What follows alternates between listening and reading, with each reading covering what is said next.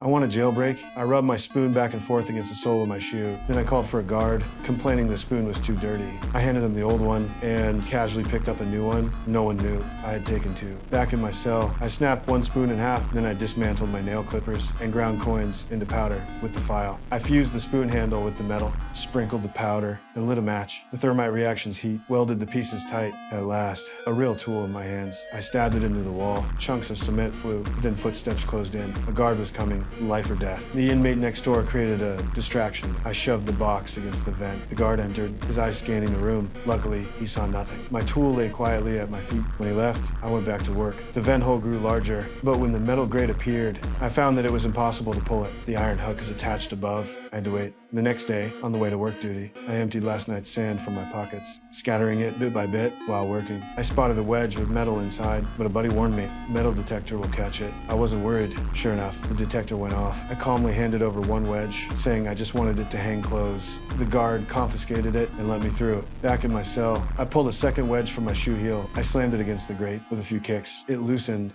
and came off. I peeked inside. The tunnel led straight to the prison's upper level, but the opening was too small. I needed to carve more, and patrols here were constant. I soaked newspaper in water, mixed it with wall dust, and shaped it into blocks. Then I borrowed paint and brushes. Soon, a fake vent cover was done. Next, I made a dummy head, painted it flesh-colored, glued stolen hair on top. Everything was ready. I slipped into the vent, sealed it with the fake cover, and crawled upward. At that moment, a guard was walking toward my cell, but he noticed nothing. I kept climbing until I reached the top and froze. Only one exhaust vent, sealed tight with iron bars, and it was high up. Meanwhile, the guard returned to my cell. He saw me lying still in bed, too still. His suspicion grew. The guard stepped closer and reached his hand toward my bed.